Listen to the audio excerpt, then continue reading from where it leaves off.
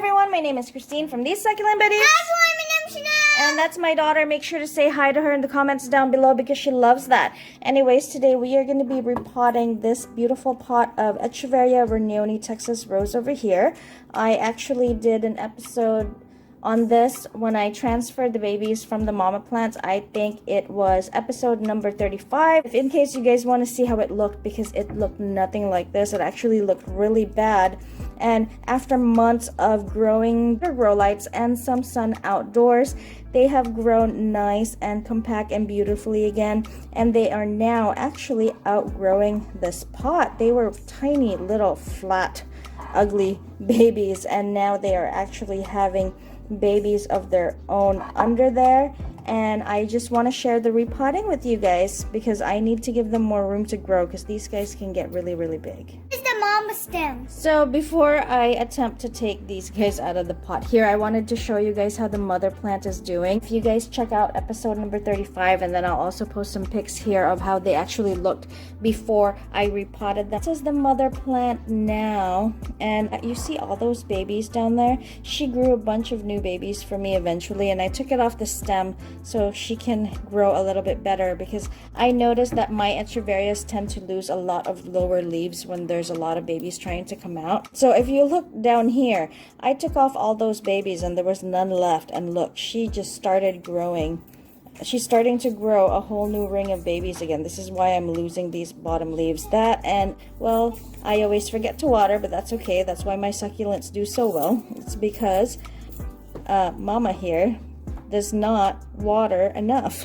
But anyways, that's the mama plant now, and it is beautiful. I encourage you guys to watch episode number 35, please, because it is such a big, this is such a big improvement compared to how they looked before. You know, as many times as I've done this before, I'm always still scared to take them out of the pot when it's this pretty, but it is necessary for me to take them out of the pot because they are outgrowing it.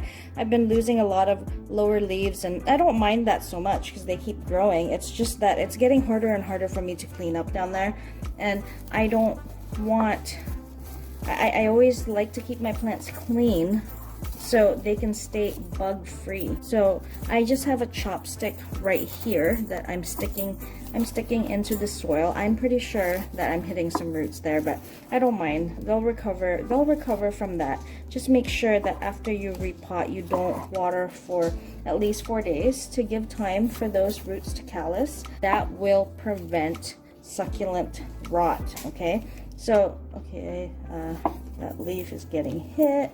And as soon as I get one out, everything else will be a little bit easier to take out. But they have really rooted well in there. They've been in this pot for probably a good 4 months now. This is about four months growth. It's finally out. Okay guys, I got it out. I kind of had to pull it out and some roots ripped, but that's okay. That's still a good healthy root system right there.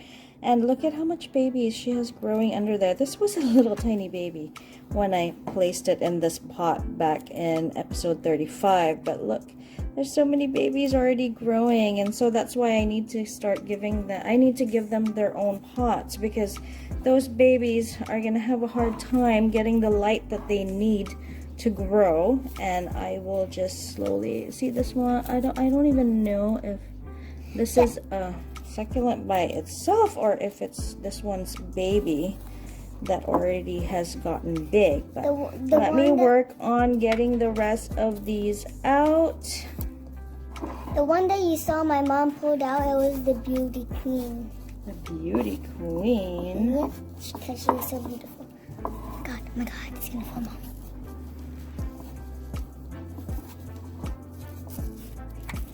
This is the hard part where we have to take out all the.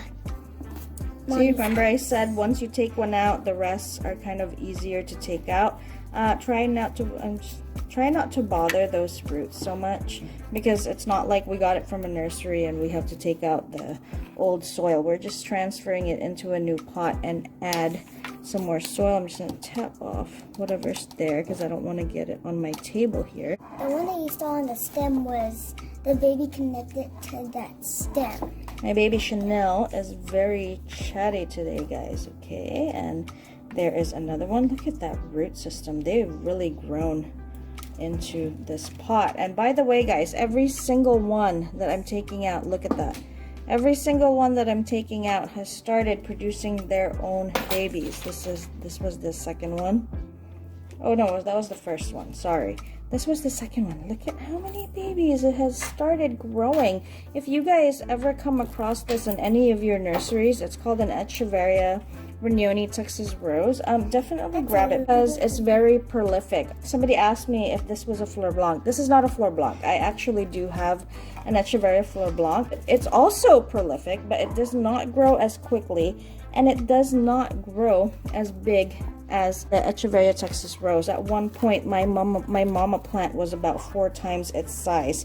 It's just that it got smaller when it gave me about 20 or 30 babies all at once, and I didn't take out the babies right away, so it started to take its toll on the mother plant and kept losing a lot of bottom leaves to the point where it just got smaller and smaller until I finally had time to separate her babies, and now she is growing nicely again. Okay, the roots for this one really deep in there. Look at all these I'm trying my best not to just rip it out, but honestly, when you're repotting like this, it's almost impossible not to rip any roots. You're going to rip a lot of roots. I'm trying my best to not rip so much, because I could just pull it out. I really want to try my best to not damage those roots, even though I have. Okay, but look at all those babies down there, guys. My mom. And I gotta clean up those leaves, but look at that. So prolific. And then let's take out these smaller ones. I can just take them out and let them... I want to put them in the center if anything, but I actually do need this big pot for something else. Another reason why I am repotting here. What my mom means is... There you go. See, like these guys here, they're having a hard time growing as big as those ones because there's just too many succulents in one pot. Oh, these here my mom means are Echeveria lilacina stems. I'm also going to put this in another pot of its own because Echeveria lilacina needs a lot less water than Regnoni Texas Rose here. But, you know, they grew well in there because they were young and they needed more water than they would when they're more mature. And then, here we go, our last one. Our sort of last big one there. That's also produced its own babies. This plant always gives me babies. It's so cute. I have gotten so many off of this plant here. So here they all are, guys. Now I'm just gonna go ahead and try to clean them up as the best I can and clean up these bottom leaves. See, these were getting a lot harder and harder for me to reach, even with the tweezer in that pot, because they were getting so crowded. So it's very important to keep the bottom of your succulents and clean up those dried leaves. Keeping them clean lets them have more air circulation down there, so that prevents bugs and rot. It helps. It really helps. And you know, you want those babies to get as much light as possible, because the reason why they stretch in the first place is because they're not getting enough light under there. But then they are also too young to take off. Although these babies would survive if I took them off now, it's just going to take a lot longer for them to grow. So I prefer to keep them under the mama plant at this size, unless there's problems, unless, you know, there's signs of rot or whatever. Then you take off those babies to save them so they don't rot. But if the mother plant is completely healthy, you want these babies to grow faster, you keep them on the mama plant. I'll clean up the rest of that later. And let me just go ahead and clean up the rest of these, and then we will pot. Okay, so I've removed the bottom leaves, the dead bottom leaves, and now I am going to pot. Succulent soil mix that I'm using, it's called Sunshine Mix Aggregate Plus number 4. You don't have to use this, of course, if you don't have it. Use whatever you can easily find at your local stores. I use this one now mainly because Sunshine Mix Aggregate Plus number 4. Mainly because I don't have to add anything to it. The soil mix is already very gritty pre-made soil mix. Black Gold is actually a really good, they have a succulent soil mix, a really pretty one. I'm not sure which one. I'm so sorry, I forgot, but black gold is pretty good. Okay, this is already good, but I kind of want it a little bit higher up, because when we start watering this, what happens is that soil kind of starts to go down and get compact, and I don't want the succulent to go down deep into the pot. I like to keep it right up over so it can get a lot of air circulation and it has more room to grow out. So there you go, our first one potted up. Now she has a little bit more room to grow.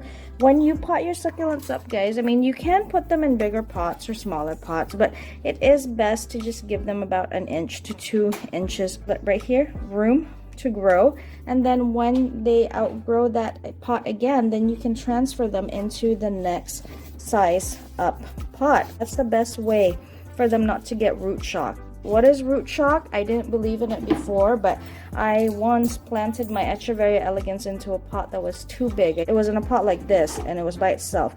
I transferred it into a pot about like this big, and trust me, that thing just slowly died. Oh, maybe watered too much, and there was too much soil in there, and it didn't dry up fast enough. But it's a lot better. It's a lot better to go smaller than bigger, I would say, unless you are putting multiples, like I had all of these guys in one pot. So let me go ahead and pot the rest up here. Right, guys, I am done potting up these succulents here, and look at them. See, better, because they're in the right size pot now, not too big, not too small, and then they are no longer too crowded in that big terracotta pot that we have. So now they have more room to grow. And look at how beautiful they are. And now their babies in the bottom can breathe, and they have more access to light because the other plants are not blocking them anymore. That's how I repot my succulents that are too crowded in one pot. Do not water them for at least 3 to 4 days. Let those roots callus up, because some of them got damaged during the repotting process, and they should be fine after that. If you have grow lights, you could put them directly under grow lights. They will be fine, just not too close. So since being repotted, now these guys are outdoors, placed in morning sun. They get about 5 to 6 hours of sun a day. This is the big mama plant. She's so pretty. I just put her outdoors now today. This is the mama stem's babies. And those are all her babies. This one here has started to color up nicely. That one is starting as well. This one is getting a little bit more sun than the rest, one of my bigger ones, as well as that one.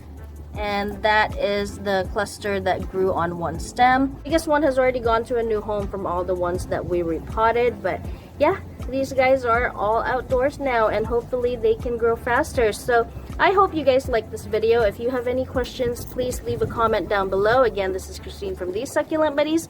Don't forget to comment, like, and subscribe, and I will see you on the next one. Thank you. I hope you enjoyed our outside video.